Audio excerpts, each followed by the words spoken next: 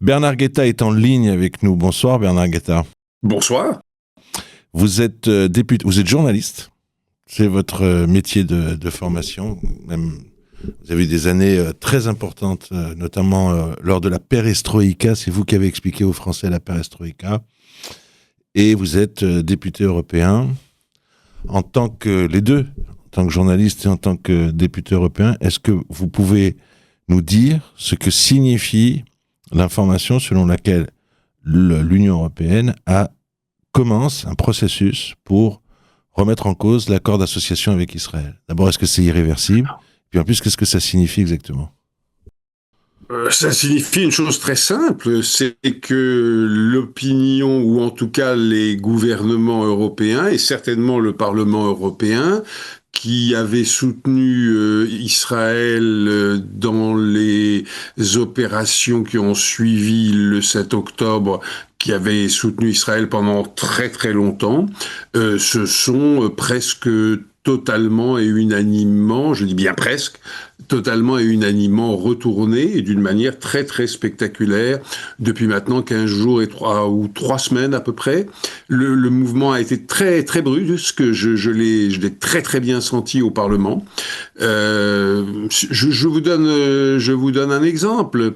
3 ou 4 mois après le début des bombardements, j'essaye d'introduire l'idée dans mon groupe, le groupe centriste du Parlement européen, qui s'appelle le groupe Renew, Renouveau, l'idée que dans une résolution, on pourrait appeler Israël plutôt à chercher une solution diplomatique que militaire à Gaza. Et j'ai été absolument seul dans mon groupe, ou quasiment seul, enfin, à défendre cette idée. Et un des députés allemands de mon groupe, un homme de moins de 40 ans, qui doit avoir 35 ans à peu près, a carrément, en m'expliquant qu'il était impossible pour lui de condamner. Je lui dis, mais il ne s'agit pas de condamner, il s'agit de... Non, mais même la moindre réticence, restriction, etc. Tu comprends, je suis allemand, et il éclate en sanglots. Et maintenant, quand vous lui parlez, il vous dit le contraire. Il vous dit « je suis allemand et je ne peux pas soutenir le génocide à Gaza ». Non, précisément non, mais il n'aurait absolument plus cette réaction. Il est déchiré, très mal à l'aise, et nous avons eu une plénière au Parlement européen la semaine dernière, dans laquelle, bon, je vais un peu caricaturer, mais je vous assure très très peu. Les extrêmes droites disaient « Vive Netanyahou qui défend la civilisation ». Et quasiment tout le reste du Parlement disant ça ne peut plus durer, c'est intolérable, l'arme de la faim, la famine, etc., etc. Et énormément de députés disant il faut reconnaître le génocide. Et ils prononçaient ça comme ça, génocide. C'eût été invraisemblable, inconcevable il y a 1 mois et demi. C'est un retournement spectaculaire. La décision du gouvernement israélien du 2 mars de couper l'aide humanitaire, c'est là le point de bascule? C'est de ça, quand vous dites 3 semaines? C'est le point de bascule parce que, bon, il y avait un malaise, une interrogation qui montait depuis plusieurs mois déjà, mais qui était une interrogation, qui était un malaise. Couper l'assistance humanitaire, personne n'a compris. Personne n'a admis, sauf les extrêmes droites. Et quand je dis les extrêmes droites, c'est parfois les nazis, je veux dire ceux de l'extrême droite allemande, de l'AfD. Et j'étais dans cette plénière, je suis intervenu en tant que président d'un intergroupe pour la solution à 2 États que j'ai suscité à l'automne dernier. Je suis intervenu pour dire les premiers mots étaient « il ne suffit pas de condamner, il faut aussi proposer ». Et j'enchaînais avec 2 propositions qui étaient que nous adoptions une résolution, premièrement demandant aux 27 gouvernements de l'Union européenne d'appeler les élites et les dirigeants israéliens et palestiniens à reprendre le chemin des négociations menant à la coexistence de deux États. Et la deuxième proposition était que le Parlement invite dans ses locaux de Strasbourg en septembre des représentants des deux sociétés civiles à un dialogue. Mais c'est très simple, ça n'a pas été entendu. Ça n'a pas été entendu parce qu'il y avait la minorité d'extrême droite hurlant Vive Bibi et le reste disant ça suffit. Et c'était très passionnel. Très passionnel. Très, très passionnel. Ce qui me frappe, moi, c'est que, d'abord, je suis frappé par ce que vous dites, mais c'est le fait que maintenant les condamnations radicales d'Israël sont le fait de mouvements centristes. Par exemple, Olivier Faure, le patron du Parti Socialiste, on connaît le Parti Socialiste, c'est pas seulement qu'on sait les positions qu'il a eues les dernières années, mais c'est le parti de François Mitterrand. Le voir dénoncer le génocide il y a seulement 3 ou 4 jours, voir le président de la République dire c'est une honte. Ce qui me frappe, moi, aujourd'hui, c'est que c'est plus l'affaire de Amnesty, qui, contrairement à ce que croient beaucoup de gens qui connaissent pas le dossier, est une organisation d'extrême gauche. C'est vraiment, c'est très frappant. Un jour, on va avoir une déclaration du pape. Et ce que vous nous dites, c'est que vous l'avez vécu, vous avez dit en 3 semaines, tout a changé. Oui, absolument. Absolument, et je vous rejoins tout à fait, enfin, ou je nous rejoins, il faut le répéter, le marteler, ça a été la décision d'empêcher les camions de livraison d'aide alimentaire, bien entendu, parce que personne ne pouvait admettre cela. Et je ne l'admettais évidemment pas, pour ma part.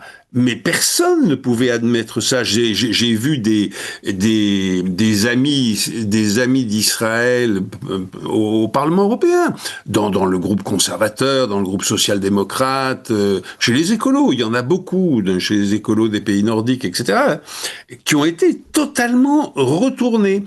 Et brusquement, dans la mesure où un verrou a sauté, où un malaise devenu indignation pouvait s'exprimer, je dirais que massivement, il y a un mouvement de distanciation vis-à-vis. Alors, d'Israël, ce serait trop dire. Mais très certainement de cette coalition. Cette coalition révulse. C'est très simple, cette coalition révulse. Un deuxième point qui, je pense, nous froisse, nous blesse, autant vous que moi, c'est le génocide. Mmh. Et là aussi, j'ai vu un point de bascule en 15 jours. Là Absolument. Aussi, je vois des gens qui sont des gens sensés, parfois pondérés, et qui disent il faut commencer à parler de génocide. Mais oui, mais vous savez pourquoi ? Parce que maintenant, les bombardements et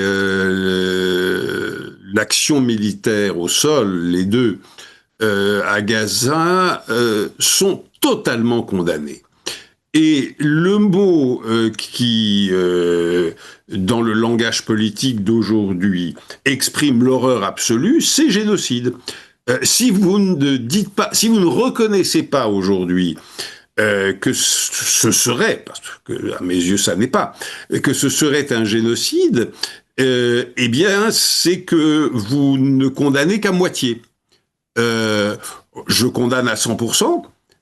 Mais je n'emploierai jamais le mot de génocide, qui me semble totalement inadéquat. Mais c'est fini. Mais cela étant, soyons lucides, il y a eu un dérapage général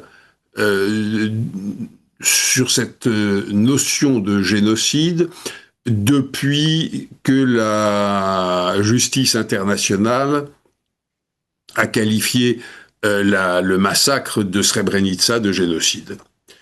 Et depuis lors, il y a une jurisprudence Si Srebrenica était un génocide, tout massacre est un génocide. C'est exactement comme si on disait que le massacre de Oradour-sur-Glane était un génocide. Et alors, si vous ne disiez pas que c'était un génocide, vous auriez l'air de réduire ou de diminuer l'abomination de la chose. Eh bien, maintenant, c'est Gaza. Je crois que la bataille est complètement perdue et que de toute manière, mais complètement perdue. Mais pas seulement sur Gaza. Je veux dire, c'est historiquement. Génocide veut dire massacre, c'est tout. Et ce n'est pas plus mal dans cette mesure qu'il y ait des mots pour désigner certains génocides, dont celui des Juifs. On dit maintenant la Shoah, on ne dit plus le génocide des Juifs, on dit la Shoah. Parce que si vous dites le génocide des Juifs, si ce n'est, pardonnez-moi de parler aussi brutalement, mais si c'est Srebrenica, bon, d'accord, c'est pas la Shoah.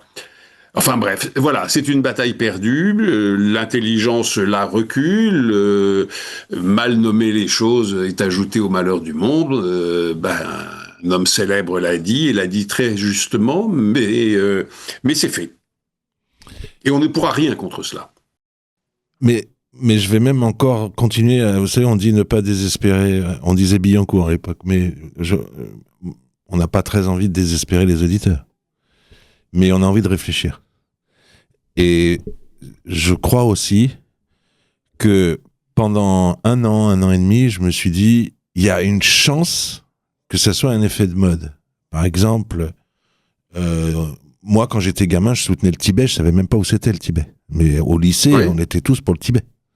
Par exemple, voir des drag queens dire je soutiens le combat du Hamas, ça peut pas tenir historiquement. C'est un peu différent avec les Afro-Américains. Ça peut tenir. Les Irlandais aussi. Les Irlandais aussi.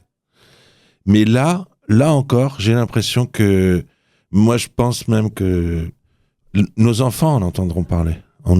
C'est pas seulement que le Turc Erdogan va dire, je pense que ça va rester, je pense que là les dégâts sont importants. Je pense que Israël est devenu un État paria, et je crains que les Juifs ne soient des tueurs d'enfants pour quelques générations. Je vais vous raconter une histoire personnelle, ce que je fais rarement. Un membre de ma famille, allez, je dis pas qui c'est, m'a dit, il a fait une école de cinéma, il dit, j'ai présenté 70 CV. J'ai pas reçu une réponse. Il m'a dit, je vais te dire, je vais enlever le mot d'Israël de mon CV. Et je vous promets que ça va. Il dit, j'ai pas reçu une réponse. Au moins quelqu'un me dit non, pas en ce moment, pas. Il y a 70 CV dans le monde du cinéma, pas une réponse. Et il dit, je vais enlever. Je vais enlever parce que Oui, mais vous savez, il y a un homme politique français célèbre et insoupçonnable d'antisémitisme qui a dit il y a quelques mois déjà, 6-8 mois déjà, oui, que évidemment que ces bombardements de Gaza développaient l'antisémitisme et que je pense depuis quasiment le début, pas tout à fait le début, mais enfin disons depuis les 3 ou 4 mois qui avaient suivi le 7 octobre, je pense que ces bombardements sont une tragédie pour les Palestiniens de Gaza, le Palestinien tout court d'ailleurs, mais que c'est une tragédie infiniment durable. Pour Israël, ça va de soi, mais pour tous les Juifs du monde. J'ai viré de mon bureau un diplomate israélien auquel j'ai dit, écoutez maintenant, ça suffit. Vous mettez en danger la vie de mes enfants et de mes petits-enfants. Je n'ai plus envie de vous voir. Je me suis levé, j'ai ouvert la porte et il est sorti. Et quand je lui ai dit que vous mettez en danger la vie de mes enfants et de mes petits-enfants, j'étais tout à fait... je n'exagérais pas, c'est ce que je ressentais, c'est ce que je ressens toujours. Bernard Guetta, les 70 CV, c'est mon fils. Il m'a dit, papa, j'ai participé au festival du film israélien, il y a Radio Shalom dans mon CV. J'ai fait des stages. Il m'a dit, je vais l'enlever. Mais oui, mais écoutez, je ne peux pas m'en scandaliser. Parce que je comprends que des gens ne veuillent rien avoir avec Israël aujourd'hui. Non, vous comprenez, il est français. Il a participé à un festival. Il est incapable de frapper un voisin. Et vous ne pouvez pas le comparer. C'est pas possible. Mais non, mais je on ne va le pas accuser compare pas. tous les juifs Je à veux dire, travers le monde. je comprends que des gens se disent, ah ben alors non. Non, là on a un point de désaccord. Moi, je comprends pas. Moi, dans ma vie de tous les jours, d'ailleurs, j'ai rarement été confronté à l'antisémitisme et je porte une kippa. Moi, jamais. Et j'ai même vu je vous le dis, depuis le 7 octobre, on a tous eu des trucs désagréables, des insultes dans le métro, dans le train. Mais j'ai vu beaucoup de gens faire le distinguo entre les juifs et critiquer la politique israélienne.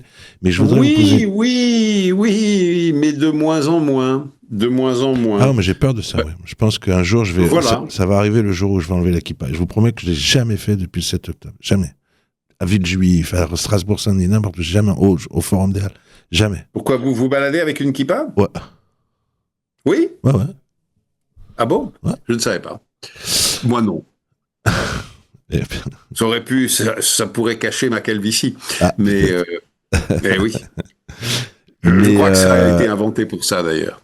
Mais je vais vous poser une dernière question. C'est que, et on va être en désaccord, j'en suis sûr, c'est que moi, je pense que l'initiative pour la création d'un État palestinien ne va aider personne. Parce que vous avez deux protagonistes qui n'en veulent pas. Quand nous, on a soutenu Oslo, on disait il y a au moins un mouvement. On n'avait pas confiance en Arafat, mais on disait il y a une volonté. D'ailleurs, c'est le Hamas qui a fait sauter Oslo. Et maintenant, on nous dit il faut faire un État palestinien. Oui, mais c'est le Hamas qui est au pouvoir à Gaza. Et puis surtout, il n'y a pas un Israélien qui va se dire, non, mais s'ils ont un État, ils vont pas construire des tunnels et ils vont pas reconstruire des roquettes. Il n'y en a pas un. Donc, vous savez, effectivement, nous ne sommes pas d'accord comme vous le prédisiez. J'étais ça fait maintenant 3 semaines, je crois, à ce grand rassemblement de pacifistes israéliens arabes et juifs à Jérusalem, qui s'appelait It's Time. Je suppose que vous en avez parlé sur votre radio. Avec Dominique Sopo, avec Jérôme Gage. Voilà. Bon, et j'ai beaucoup interrogé des jeunes gens et jeunes femmes, comment dire, early 30s, quoi. Enfin, vraiment des jeunes gens. Mais comment pouvez-vous croire que ça puisse déboucher sur quoi que ce soit, etc. Bon. Et ils me répondaient tous, mais écoutez, combien de temps s'est-il passé entre la guerre du Kippour et l'arrivée de Sadat à Jérusalem? C'est une réponse qui m'a laissé réfléchir. Et puis maintenant, je vais vous dire ce que je pense, moi. Je pense qu'Israël est dans une impasse absolue, que Israël est totalement isolé aujourd'hui, mais totalement, diplomatiquement parlant, j'entends, et ça va s'aggraver. Et je pense qu'il y aura, je ne sais pas quand, une nouvelle coalition au pouvoir en Israël, et que cette coalition cherchera en tout cas je le souhaite ardemment, mais je le pense aussi, cherchera à relancer des négociations. Et je pense nécessaire qu'au moment où s'ouvriront de nouvelles négociations, car il s'ouvrira de nouvelles négociations, que ce soit dans 6 mois ou dans 15 ans, mais il s'ouvrira forcément de nouvelles négociations, eh bien, il est très important que l'idée de la coexistence des deux États soit d'ores et déjà acquise, que ça ne soit plus l'objet de la négociation, que l'objet de la négociation soit la sécurité, les frontières et comment s'organisera cette coexistence. Il est temps véritablement que le principe de la coexistence des deux États soit inscrit, je dirais, dans la doxa internationale. Et puis maintenant, les deux peuples qui n'en veulent pas, ça, moi, je le discuterai beaucoup. Je pense que beaucoup de Palestiniens, énormément de Palestiniens, le veulent parce qu'ils voient bien qu'il n'y a pas d'autre solution.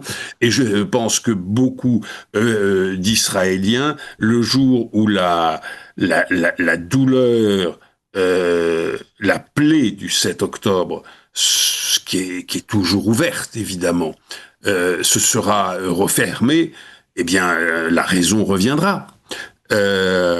Qui aurait pu imaginer, vous savez ce que je vais dire, une réconciliation franco-allemande? Ben, elle a eu lieu. Elle est là, elle est profonde. C'est là-dessus qu'il faut tabler. On ne peut tabler sur rien d'autre. Je suis intervenu pendant cette réunion It's Time à Jérusalem, et je leur ai dit, écoutez, la solution à 2 États, ce n'est pas la naïveté de gens de bonne volonté, c'est au contraire le réalisme. Parce que, quelle autre solution? Un État pour 2 peuples? Allez demander aux Serbes et aux Kosovars, aller jeter les Juifs à la mer ou les Palestiniens dans le désert? Écoutez, franchement, d'abord, c'est pas très réalisable, et en tout état de cause, ce n'est pas recommandable du tout, ni dans un cas, ni dans l'autre. Le statu quo, il est tragique. Évidemment qu'il faudra arriver à la coexistence de 2 États, et évidemment qu'il faut le marteler, et évidemment qu'il faut que le plus de gouvernements, de pays possibles reconnaissent l'État palestinien qui n'existe pas, évidemment, mais le reconnaissent dans sa légitimité pour que les choses, espérons-le, puissent aller, si ce n'est plus vite, moins lentement. Bernard Guetta, je vous remercie. Je rappelle que vous êtes journaliste et député européen, eurodéputé. Je crois qu'on a eu une conversation qui a été très profonde et sincère. Et sincère, je vous remercie. Certainement. Pardon ? Je dis sincère, certainement, oui, tout non, à fait. mais vous savez, des fois, quand on fait des interviews avec des politiques, ils disent « Bon, je suis bien obligé de dire ça ». Là, j'ai pas l'impression que vous nous avez dit des choses que vous sentez que vous êtes un petit peu obligé de le dire. Je pense que c'était une conversation profonde et sincère, oui. Ce sont les adjectifs que je choisis. Eh bien, tant mieux. Tant mieux. Eh bien, bonne journée et merci de l'invitation. Et merci d'avoir été l'invité de Radio Shalom. Bonsoir à vous.